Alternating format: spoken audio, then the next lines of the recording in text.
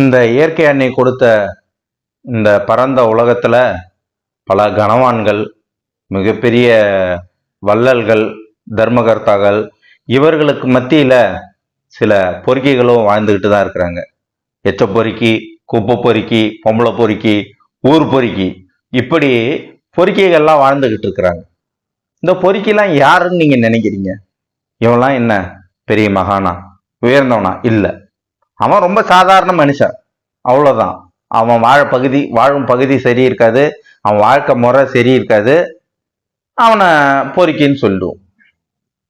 இப்ப இந்த பொறுக்கியை பத்தி ஒரு கதை நம்முடைய சிறுகதை மன்னன் ஜெயகாந்தன் அவர்கள் எழுதியிருக்கிறாரு.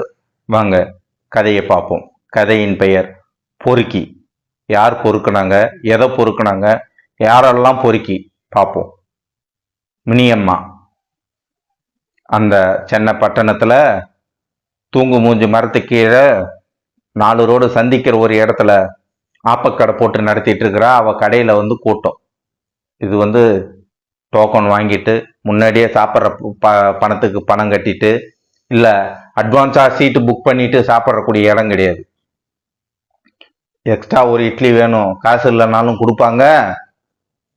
கடன் வச்சுட்டு போனா அப்புறம் தரனாலும் பசிக்கு சோறு போடுவாங்க.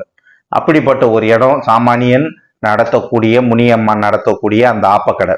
காலையிலேயே கூட்டம். வேலைக்கு போன முனியம்மா, சீக்கிரம் கொடு மினிமா, 2 நாவுக்கு கொடு, 1 நாவுக்கு கொடு. என்னடா 1 நா 2 நான்னு சொல்றேன்னு பாக்குறீங்களா? 1960களின் காலகட்டத்தில் நடப்பதாக இந்த கதை. அந்த காலகட்டத்தில் எழுதப்பட்ட ஒரு கதை.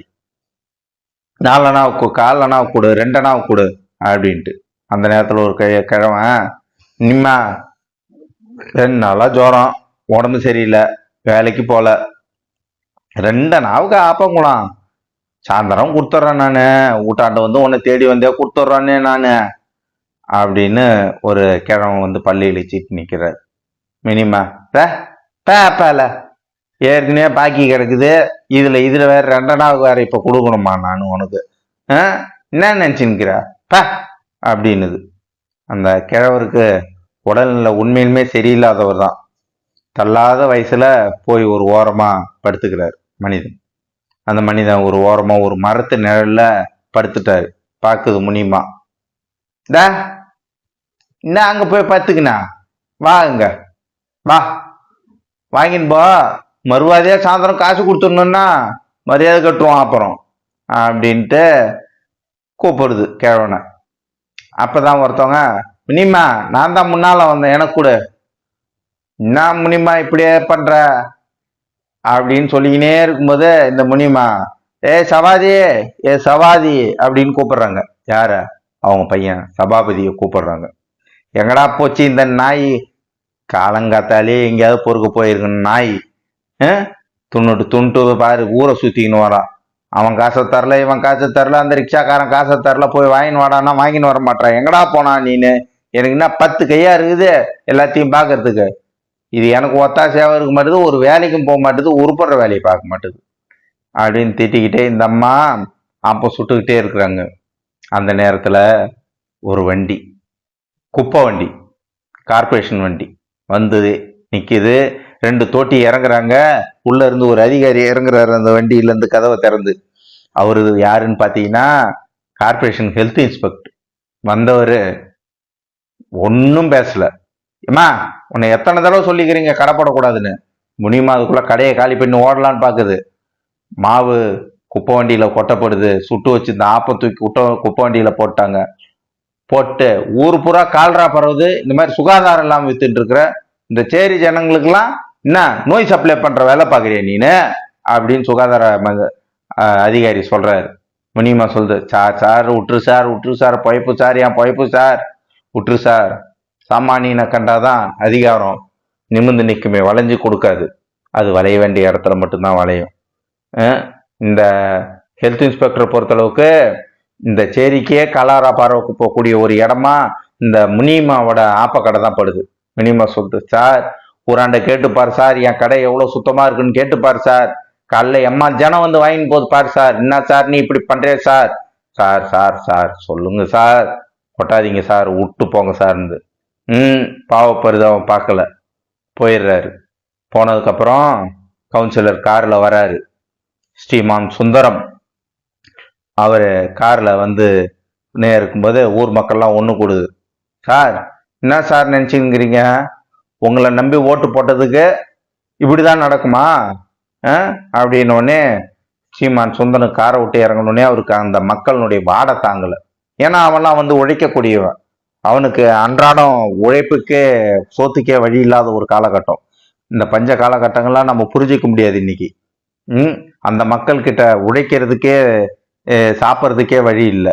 இந்த நேரத்தில் எங்கே சென்ட்டு போட்டுக்கிட்டா வருவாங்க? அவங்க என்ன இல்லை வந்து வெளிநாட்டு பவுடர் வாங்கி போட்டுக்கிட்டு வருவாங்களா?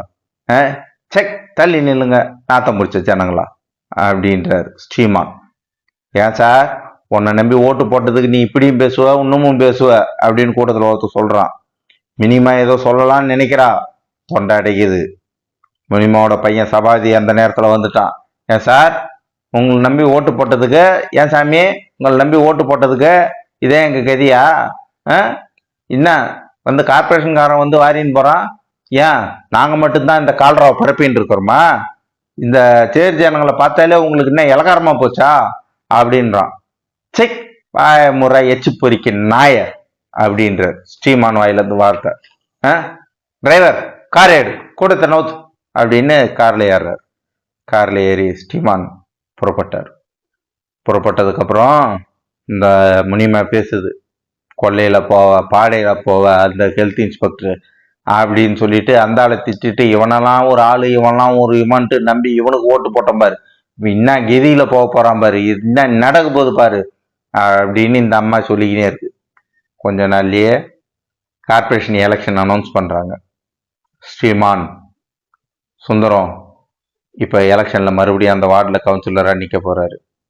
சுந்தரம் அன்னைக்கு பிரச்சாரத்துக்கு வந்து நமக்காக ஓட்டு கேட்கறவனுக்கு ₹1 அவருக்கு ஒதுக்கப்பட்டு இருக்கிற சின்னம் பன்னி சின்னம். இந்த பன்னி சின்னத்துக்கு இப்ப அவர் ஓட்டு கேட்க போறாரு. அந்த பன்னி சின்னத்துக்கு ஓட்டு கேட்க போகும்போது கூட போறது கூட்டத்துக்கு ஆள் வேணும். அதுவும் முக்கியமா பாத்தீங்கன்னா இந்த இவரு சீஃபோட எச்சி பொறிக்கு நாய அப்படின்னு சொல்லிட்டு இந்த ஜனங்களை திட்டினார் இல்லையா, இவருக்கு இந்த ஓட்டு வேணும். அவரு சொல்றார் டிரைவர்கிட்ட, இந்த சேரி ஓட்டும் நம்ம இருந்தாதான் ஜெயிக்க முடியும். மக்கள்கிட்ட போய் பேசுறாரு, ஜாதி மதம்லாம் பார்க்காதீங்க, எனக்கு ஓட்டு போடுங்க, உங்களுக்கு நல்லது செய்வேன்றாரு. முனிமா பாக்குறா, என்ன நல்லது செய்ய போறாருன்னா ₹1 கொடுக்க போறாரு கூட்டத்துக்கு போனா. முனிமா சொல்லுது சபாதிட்ட, சபாதி இருந்தாலும் நல்ல மனுஷன் தான்டா, போடா ₹1 கொடுக்க போடா அவர் கூடன்னு. யாரு அவங்க எப்படியா அப்படின்றான் சபாபதி. அப்படிலாம் சொல்லாதடா, போனா ₹1 தர்றாராம் போடா அப்படின்னோடனே, அப்படியா சொல்ற, தோ கிளம்பிட்டோம் போ, தோ பாக்குறான் சாரை போய் இப்போ உடனே பாக்குறான் ஐயாவை அப்படின்ட்டு கிளம்பிட்டான் இந்த எச்சி பொறிக்கு சுந்தரம். பாருங்க, இப்பதான் அவரை திட்டினா கொஞ்ச நாளைக்கு முன்னாடி எதையுமே செய்ய மாட்ட, போக மாட்ட, வரமாட்டேன்னா ₹1 ஓட ஆரம்பிச்சிட்டான் அவரு பின்னாடி. இது ஏழைகளுடைய ஒரு நிலை.